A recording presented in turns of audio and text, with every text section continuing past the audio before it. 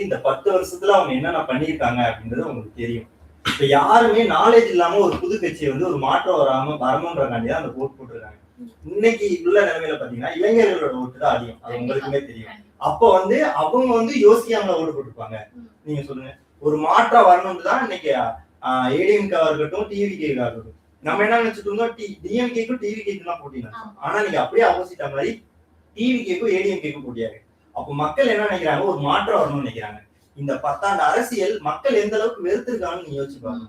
நிறைய சின்ன குழந்தைங்களை கற்பழிக்கிறாங்க. அதுல வந்து திமுகவோட கவுன்சிலர் எல்லாருமே நிர்வாகி எல்லாமே இருக்காங்க, அது நமக்குமே தெரியும். பட் ஆனா அபிஷியலா ப்ரூவ் பண்ண முடியல.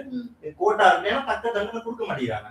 சோ அப்படி இருக்கனாலதான் இன்னைக்கு வந்து ஒரு மாற்றம் வேணும்ன்றதான் இளைஞர்களா இருக்கட்டும் மக்களா இருக்கட்டும் ஓட் பண்ணிருக்காங்க. இதை வந்து நிறைய பேர் தற்கொலைனும், இதை வந்து அடுத்த உள்ள வந்தாலும் அவருக்கு பேச தெரியாது அப்படிங்கிறாங்க. இன்னைக்கு வந்து ஸ்டாலினும் உதயநிதி ஸ்டாலின் எடுத்தோடனே வந்து ஒரு கவுன்சிலர் கூட ஜெயிக்கல, இன்னைக்கு டெப்டி சிஎம் ஆகிறாரு. இது எப்படி? அவர் எதுவும் பேசுறாரா? பொலிட்டிஷியனுமே ஆரம்பத்துல வந்தோடனே எல்லாமே கத்துக்கிட்டு வந்தாங்க. உள்ள வந்ததுக்கு அப்புறம் தான் அதை பத்தி சர்ச் பண்ணி நிறைய கத்துக்கிட்டு தான் வந்து எல்லா செயல்பாடுகளையும் எல்லா சட்டங்களையும் வந்து அவங்க அமலுக்கு கொண்டு வருது. சோ அதனால விஜய்ன்றதுனால இந்த கொஸ்டின் எல்லாம் வைக்க வேண்டாம், அவங்களுக்கு எதுவுமே தெரியாது. ஏன்னா எல்லாருமே வந்து அரசியல் பின்னணியில இருந்து பரம்பரையாகட்டும் அந்த மாதிரி பின்னணியில இருந்து தான் வந்திருக்காங்க. விஜய் மட்டும் தான் எந்த ஒரு பேக்ரவுண்டுமே இல்லாம தனிச்சையா வந்திருக்காங்க. அதனால நீங்க இந்த கொஸ்டின் வைக்கிறீங்க, அதனால அவருக்கு எதுவுமே தெரியாது அப்படின்லாம் நம்ம சொல்ல முடியாது. அவங்க அதை பத்தி நாலேஜ் இம்ப்ரூவ்மெண்ட் பண்ணிக்கலாம். சோ அதுக்குன்னு தனியா டீம் போட்டு ஒர்க் பண்ணலாம். அந்த மாதிரி நிறைய இருக்குல்ல. மேபி அப்படி பார்த்தா அண்ணன் சீமான் அவர்கள் பல வருஷமா அவர் 2010ல இருந்தே ஆட்சியில இருக்காரு. அப்படி பார்த்தா அவர் ஒண்ணுமே தெரியலன்னு சொல்லிதான் எல்லாரும் ஒதுக்கி வச்சிருக்காங்க. அப்படியே கிடையாது, சும்மா சொல்றதுதான். அவருக்கு ஒண்ணும் தெரியலப்பா. சீமானோட திட்டங்கள்லாம் பேசுறப்ப நல்லாவே இருக்கு. அவரோட திட்டங்கள் ஓகே, பட் செயல்படுத்த முடியுமான்றதை வந்து நம்ம யோசிக்கணும். இன்னைக்கு வந்து நம்ம ஆடு மாடு வைக்கிறவங்களா கவர்மெண்ட் ஜாபா கொடுக்கலாம் அப்படின்ற மாதிரி சொல்றாரு. பட் அது வந்து பாசிபிளான்னு யோசிக்கணும். இன்னைக்கு நிலைமையில ஐடில எவ்வளவு, அதாவது ஏஐ எவ்வளவு டெவலப் ஆயிட்டு இருக்கு. சோ நம்ம அதுக்கேற்ற மாதிரி போகணும். திருப்பி நம்ம போய் ஆடு மாடு வைக்கணும் அப்பதான் அவனுக்கு சோறுனா விவசாயம் பார்க்கணும். இன்னைக்கு எல்லாருமே ஐடில இருக்கவங்க கூட விவசாயம் தான் பார்த்துட்டு இருக்காங்க. ஒரு கிராமத்துக்கு போனா அவனோட வீட்டுல விவசாயம் தான் பார்த்துட்டு இருக்காங்க. ஆனா நீ அந்த ஐடி வேலையை விட்டுட்டு விவசாயத்துக்கு வரணும்னா இது வந்து ஒரு அடிக்கட்டுனா முட்டாள் தான் நம்ம சொல்ல முடியும். ஏன்னா இந்த கத்து வச்சுக்கோ அப்படின்னு சொல்லலாம். ஆல்ரெடி அவன் கத்துதான் வச்சிருக்காங்க. இன்னைக்கு நீங்க ஒரு ஐடி எம்ப்ளாயி வீட்டுல இருக்கானா அவன் போய் ஒரு கிராமத்துக்கு போனா அவன் விவசாயம் ஆட்டோமேட்டிக்கா பார்க்க போறான். இது அவங்களுக்கு தெரியல. நீ விவசாயம் மட்டும் தான் பார்க்கணும். நீங்க இப்ப 5 லட்சம் பேர் இருக்கு, 5 லட்சம் பேர் விவசாயம் பார்த்தானா அப்ப 5 லட்சம் பேரும் விவசாயம் பார்த்து அதை எப்படி மறுபடியும் அவனுக்கு காசா மாத்துவானுங்க? ஒருத்தன் விவசாயம் பார்க்கணும், ஒருத்தன் வேலைக்கு போகணும், இன்னொருத்த அதை பண்ணலாம். அப்பதான் அந்த செல்ஃப் ரொட்டீன் வந்துட்டு சொல்ற மாதிரி ஒரு ஆளு அங்க அறுவடை பண்ணா ஒரு ஆளு அங்க விக்கிறதுக்குன்னு ஒரு ஆள் இருக்கணும். அப்ப எல்லாருமே கண்டிப்பா வாங்குறதுக்கு ஒரு ஆள் வேணும், விக்கிறதுக்கு ஒரு ஆள் வேணும்.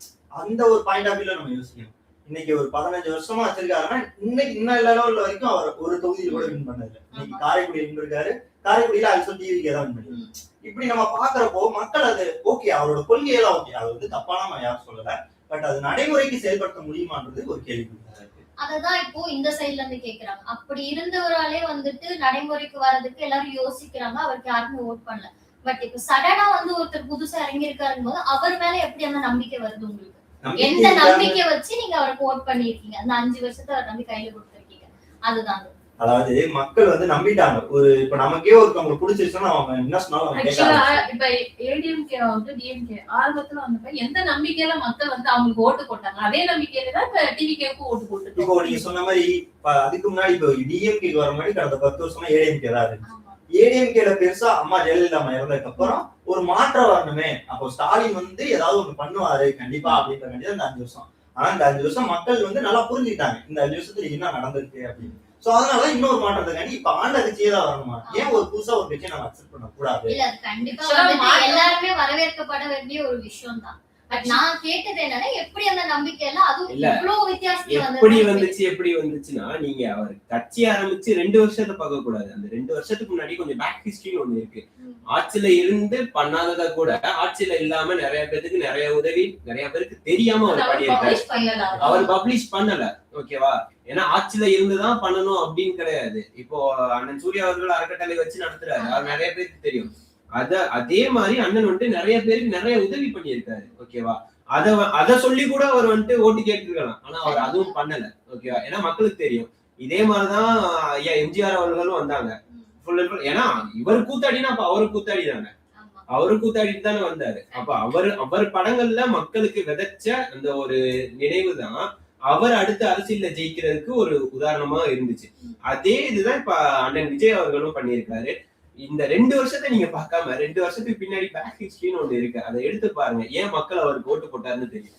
Okay. மாற்றம்னு சொல்றீங்க, எதுல மாற்றம் வேணும்னு நீங்க நினைக்கிறீங்க? எல்லாத்துலயும் இளைஞர்கள் வந்து மாற்றம் வேணும்னு சொல்றீங்க, எந்த விஷயத்துல மாற்றம் வேணும்? எதை மாத்தினா வந்து ப்ராப்பர் எப்படி சொல்றது, ஒரு கட்சி வந்து ரன் ஆகும், மக்களுக்கு நல்ல மாற்றம் வேணும்ன்றதுக்காண்டிதான் நான் ஆட்சியிலே அதான் எதுல மாற்றம் வேணும்? டோட்டலாவே தான். இன்னைக்கு வந்து மாற்றம் தமிழ்நாட்டுல மது விலக்க ஒழிக்கிறோம், நீட்டை ஒழிக்கிறோம் சொல்லிட்டுதான் உள்ள வந்தாங்க. இன்னைக்கு எய்ம்ஸ் மருத்துவமனை மதுரையில கட்டிட்டாங்களா, அதுக்குன்னு ஒரு செங்கல் வச்சாங்க. இந்த செங்கல் இன்னமும் அப்படியே தான் இருக்கு. அது யார் வச்சாங்கன்னா நமக்கே தெரியும். இது மாதிரி பல போலியான வாக்குறுதி கொடுத்துட்டு லாஸ்ட் 1 இயர் மட்டும் அவங்க வந்து பண்ணிருக்கிறது பாத்தீங்கன்னா எல்லாமே வந்து எலெக்ஷன் கான்ட்ரிபியூட் தான். 5000 ரூபாய் கொடுத்ததா இருக்கும், எக்ஸ்ட்ரா வந்து போனஸ் 2000 ரூபாய் போடலாம். இதெல்லாம் நம்ம கேட்கல, இது மக்களோட வரி பணம் தான் ஆக்சுவலி, அது எல்லாத்துக்குமே தெரியும். பட் அது இல்லாம இந்த மாற்றம் இதெல்லாம் வேணாம்னு சொல்லிட்டு தான் ஒரு புதுசா ஒரு கொள்கை, ஏதாவது மதுவிலக்கு ஒழிப்பதா இருக்கட்டும், பெண்களுக்கு பாதுகாப்பு கொண்டு வரா இருக்கட்டும், இன்னைக்கு சிட்டிசன் கார்டா இருக்கட்டும், ஹெல்த் இன்சூரன்ஸ் இருக்கு, எல்லாமே நீங்க மாற்றமா தான் கொண்டு வந்துருங்க. விஜயோட கொள்கை எடுத்து பாத்தீங்கன்னா எல்லாமே உங்களுக்கு மாற்றத்துல இருக்கு. ஆக்சுவலா எனக்கு என்னோட ஒப்பீனியன் சொல்றேன், எனக்கு வந்து அரசியல் நாலேஜ் இருக்கான்னு கேட்டா கண்டிப்பா கிடையாது. ஓகேங்களா, பர்ஃபெக்ட் கிடையாது. ஆக்சுவலா இளைஞர்களுக்கே முன்னாடி எல்லாம் வந்து பொலிட்டிக்கலை பத்தி பேசுவாங்களான்னு கேட்டா கிடையாது. இப்ப டிவிக்கு விஜயனா வந்ததுக்கு அப்புறம் தான் பொலிட்டிக்கலை பத்தி இளைஞர்களே வந்து ஓபன் டாக்கா பேசுறாங்க. அப்படிங்கிறப்ப மாற்றம் வந்து இலவசங்கள் தவிர்த்தாவே வந்து எல்லாமே ஆட்டோமேட்டிக்கா. இப்ப நீங்க சொன்னீங்களே விஜய் அண்ணா வந்ததுக்கு அப்புறம் தான் நிறைய பேர் ஓப்பனாவே பேசுறாங்க, அதுவே மாற்றம் தான். முன்னாடி திராவிட அரசுல யாராலுக்குமே இந்த கருத்து உரிமைங்கிறது முடங்கி இருந்துச்சு. அண்ணா வந்தோடனே அவங்களோட கருத்தை தெரிவிக்கிறாங்க, இதான் எங்களுக்கு வேணும் அப்படின்னு சொல்றது, அதுவே ஒரு மாற்றம் தானே, அதுவே ஒரு ஃபர்ஸ்ட் ஸ்டெப் தானே. சொன்ன மாதிரி இன்னைக்கு சோசியல் மீடியா திறந்தீங்கன்னா இன்னைக்கு எல்லாருமே அரசியல் பத்தி பேசுறாங்க. அங்க என்ன நடந்துச்சு, இன்னைக்கு ஹிஸ்டரியை தோண்டி எடுக்கிறாங்க. இவர் என்ன பேசினாரு, அவர் என்ன பேசினாரு, எல்லாரோட ஐடிங்களுமே ஒவ்வொருத்தவங்க என்ன பேசுறாங்க ப்ரூஃபோட காட்டுறாங்க. கண்டிப்பா இதுல யாரு காரணம்னா இவர் தான், விஜய் தான். இவர் வந்ததுக்கு அப்புறம் தான் நிறைய பேர்த்தோட உண்மை முகம்லாம் வெளியே தெரிய ஆரம்பிச்சிச்சு. ரீசெண்ட் டேஸா கூட நம்ம நாம் தமிழரை போட்டு எல்லாம் இது பண்ணிட்டு இருக்க தெரியும். பட் அவர்கிட்ட வந்து ஒரு கொள்கை ஏற்பட்டானா அவர் பேச்சு முரண்படுறதுனால மக்கள்கிட்ட வந்து ஒரு சரியான தெரியவில்லை. ஸோ இவருக்கு நம்ம ஓட் போட்டோன்ற நான் இன்னைக்கு ஓட் போட்டவங்கன்னா நாம் தமிழர் கட்சி நிர்வாகிகளே இன்னைக்கு டிவிக்கு அதாவது தாவேக்காக ஓட்டு போட்டுருக்காங்க. அவங்களே அபிஷியலாவே சொல்றாங்க இது மாதிரி அவர்கிட்ட ஒரு நிலைப்பாடு இல்லை. 5 ஆண்டுக்கு ஒருக்க வந்து புதுசா ஒரு முதலமைச்சரை தேர்ந்தெடுக்கிறோம், அவங்க மேல நம்பிக்கையில தான் மாற்றம் வரும்னா ஒவ்வொரு டைமும் ஓட் பண்றோம். சோ அந்த மாற்றம் வந்து இவர் மேல எப்படி உங்களுக்கு ட்ரஸ்ட் வந்தது? 15 வருஷமா ஒரே ஆள் தான முதலமைச்சரா இருக்காங்க. சோ அப்படிங்கிறது மாதிரி ஆல்ரெடி ஏடிஎம்கே வந்துச்சு, டிஎம்கே வந்துச்சு, புதுசா ஒருத்தரோட கொடுத்து பார்ப்போம். இவரும் சரியா பண்ணல, அடுத்து நம்ம வேற ஆள்கிட்ட தான் கொடுக்க போறோம். அப்படிதானே முடிவு பண்ணிருக்காங்க. லாஸ்ட் 5 வருஷமா இவரோட ஆட்சி சரியில்லை அப்படிதான் மக்கள் முடிவு எடுத்து இன்னைக்கு வந்து விஜய் வந்து முதலமைச்சர் ஆகணும்னு ஓட் பண்ணிருக்காங்க. இன்னைக்கு லீடிங்ல போயிட்டு இருக்கு. அப்ப இவரோட ஆட்சியே சரியில்லை, இவரும் அவர மாதிரியே பண்றாங்க அப்படின்னா அடுத்து மக்கள் யாரு தேர்ந்தெடுப்பானோ, அடுத்து யாரோட கொள்கை சரியாக்கோ அவங்க தான் போவாங்க. இப்படியே மாத்தி போட்டுட்டு இருந்தா நம்ம வந்து கடைசி வரைக்கும் மக்கள் இப்படியே தான் இருக்கணும். கண்டிப்பா அது வந்து அவங்க வந்து ஆட்சியில இருந்தாலுமே அவங்க சொன்ன வாக்குறுதிகளை நிறைவேற்றலாம் அப்படின்னா இடையில இடைநீக்கம் செய்யணும். மக்கள் வந்து இப்ப எப்படி வந்து எனக்கு மாற்றம் வேணும் அப்படின்னு எல்லாரும் ஒண்ணு கூடி தன்னிச்சையா இருந்த ஒரு டிவிகே விஜய் அவர்களை வந்து நம்ம மக்கள் எல்லாரும் ஓட் பண்ணி ஜெயிக்க வச்சிருக்கீங்க. அப்ப அவர் ஆட்சியில வந்ததுக்கு அப்புறம் சொன்னது எதுவுமே செய்யல அப்படின்னா இடையில இடைநீக்கம் கூட செய்யலாம். மக்கள் என்ன ஒண்ணா செஞ்சு கண்டிப்பா மக்கள் நினைச்சாதான் முடியும். மக்கள் மக்கள் என்ன பண்ணிட்டு ஆக்சுவலா என்ன பொறுத்த வரைக்கும் மக்கள் நிறைய மிஸ்டேக் இருக்கு. ஓகேங்களா, இப்ப வந்து ஒவ்வொரு டைமும் எலெக்ஷன் வரைக்கும் அமௌண்ட் வாங்கிட்டு ஓட்டு போடுறாங்க. சோ அந்த 2000க்கோ 5000க்கோ ஆசைப்பட்டுட்டு நம்ம போய் ஓட்டு போடுறோம். அந்த 5000க்கு ஆசைப்பட்டு நம்மள வந்து 5 வருஷம் வந்து அடகு வைக்கிறோம் ஒரு பர்சன் கிட்ட. ஓகேங்களா, 5000 ரூபாய் கொடுத்தாங்க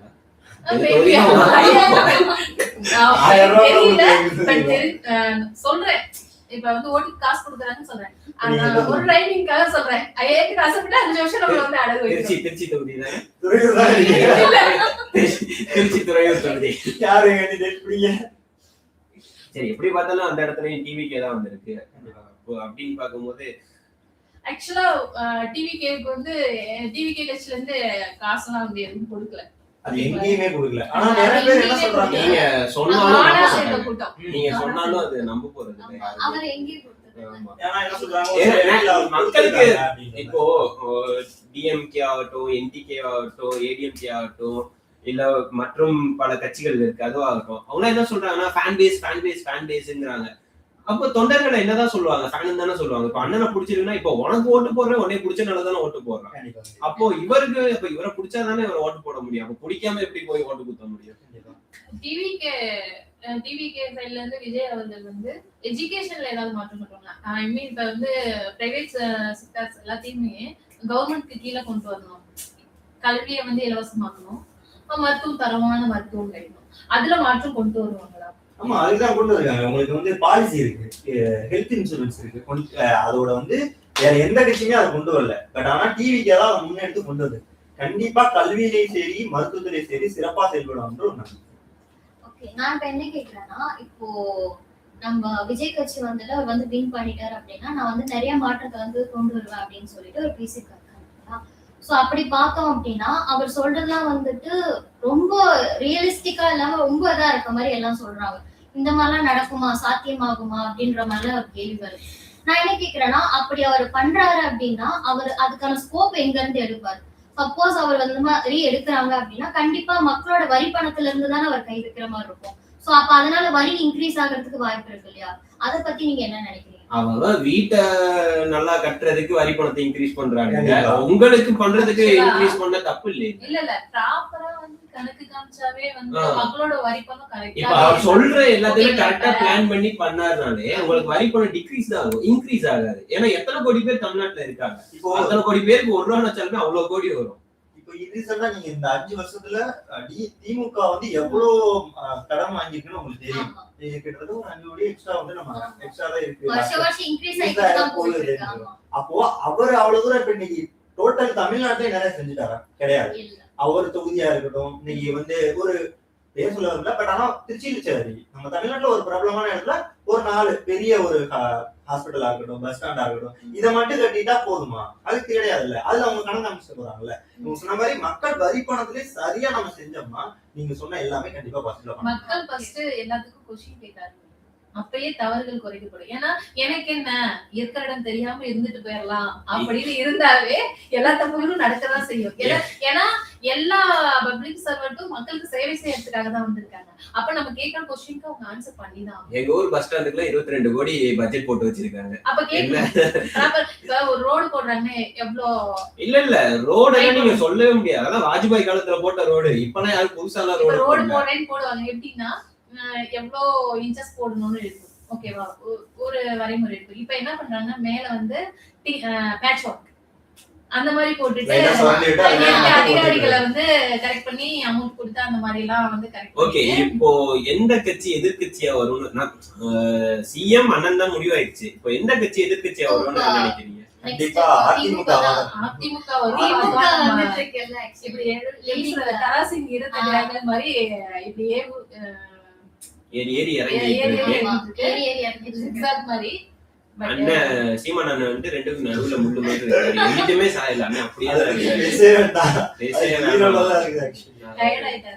அண்ணன் பேசி டயர்ட் ஆயிட்டாரு. பாவம் அண்ணனுக்கு ஒரு தடவை ஆச்சு ஒரு எனக்கு என்னன்னா, நீங்க சொன்ன மாதிரி இந்த 15 வருஷத்துலயே மக்கள் வந்து அந்த 1 வருஷத்துக்கு கூட அவர் தேர்ந்தெடுக்கல, ஒரு தடவை கூட வாய்ப்பு கொடுக்கல, ஒரு எம்எல்ஏ கூட அவர் உள்ள போகல, ஏன் கவுன்சிலரா கூட உள்ள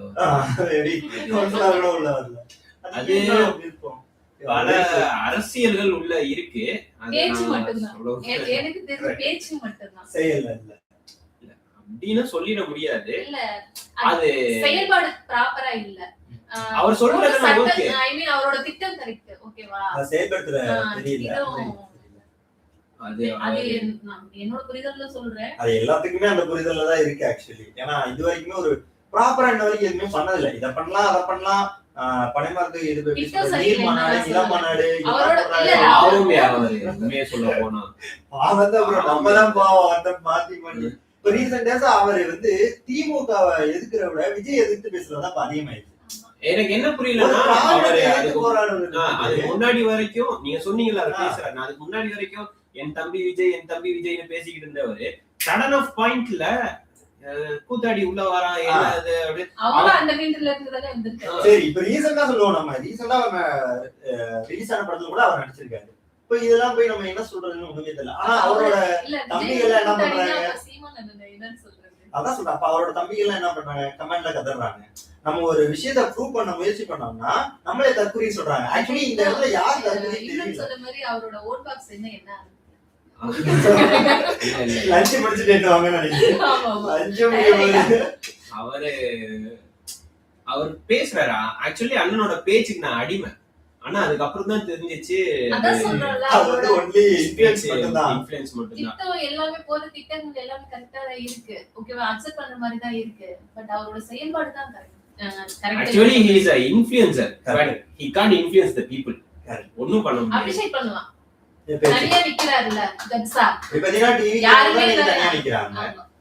சோ எனக்கு இல்ல இந்த 15 வருஷத்துல 15 வருஷமா நடக்காதது அவர் நடத்திருக்காரு. ஏன்னா இது வரைக்கும் ரெண்டு பெரிய கட்சின்னு சொல்லிட்டு இருந்த ஒரு இடத்துல முன்னாடி கேப்டன் அவர்கள் இருந்தப்போ அவங்களோட கட்சி 3 கட்சி பெரிய கட்சி சொல்லியிருந்த இடத்துல இப்போ அண்ணனோட என்டிகே கட்சியும் வந்துட்டு என்டிகே கட்சியும் ஒரு பெரிய கட்சி, தமிழ்நாட்டுல ஒரு பெரிய கட்சின்னு சொல்லும் போது, ஏன்னா பாஜக சரி காங்கிரஸ் சரி கூட்டணி கட்சியாவே இருக்கட்டும், அப்படி இருக்கும் போதுமே தனித்து நிக்கிறவங்கள வந்துட்டு இதா இது பண்ண மாட்டாங்க.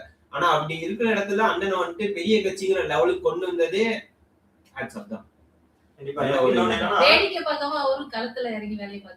விஜய் இப்போ சப்போஸ் சிஎம் ஆயிட்டாருன்னா எதிர்கட்சியா வர திமுக வந்து நிறைய வேற சதி வேலை செய்வாங்களோ அப்படின்ற ஒரு பயம் வந்து மக்கள்கிட்ட இருக்கு. அதை பத்தி என்ன நினைக்கிறீங்க? யாரு ஜெயிச்சாலுமே ஒவ்வொரு 5 ஆண்டுகளுக்கு அப்புறம் வரப்ப யார் வந்து ஆட்சி அமைக்கிறாங்க, யார் வந்து எதிர்கட்சியா வராங்க அப்படின்னு பார்த்துட்டு இதே தான் போறது தானே. வரவங்க வந்து ஏதாவது இவங்கள பத்தி அவங்கள அப்பாற்பட்ட விஷயம். பட் அதை தாண்டி நடந்துருமோன்னு ஒரு பயம் இருக்குல்ல. எனக்கு தெரிஞ்ச அந்த அளவுக்கு எதுவும் பெருசா போற அளவுக்கு வாய்ப்பு இல்ல. ஏன்னா அந்த அளவுக்கு கொஞ்சம் எல்லாம் வந்து மக்களுக்கு எல்லாமே தெரியுது. ஏன்னா முன்னாடிதான் சோசியல் மீடியா இல்ல, டிவி அவ்வளவா இது இல்ல, நெட்வொர்க் இல்ல. அவங்க என்ன பண்ணாலும் அவங்க சொல்றதுதான் வெளியில. ஓகேவா, இப்போ இந்த 4 இடத்துக்குள்ள நடக்குதுன்னா நான் போய் வெளியில சொன்னாதான் அவங்களுக்கு. இப்ப இதே இடத்துல ஒரு கேமரா வச்சுட்டு நான் போய் வெளியில போய் சொன்னேன்னா அவனுக்கு தெரியாது. சோ அந்த கேமராங்கிறது அந்த சோசியல் மீடியா உள்ள நடக்கிறத ஈஸியா டிரான்ஸ்பரண்டா எல்லாருமே தெரியும் போது ஒண்ணும் பண்ண முடியாது. அப்படியே பண்ணாலுமே பழிய ஈஸியா ஏத்துப்பாங்க அவங்களுக்கு அது புதுசு இல்ல. ஆக்சுவலி அவங்க வந்து பழிய டைரக்டா ஏத்துக்குவாங்கன்னு கிடையாது. அது வந்து தேர்ட் பர்சன் மூலமா தான் ஓகே இப்படி பண்ணிட்டாங்க அப்படி பண்ணிட்டாங்கன்னு சொல்லிட்டு போடுவாங்க.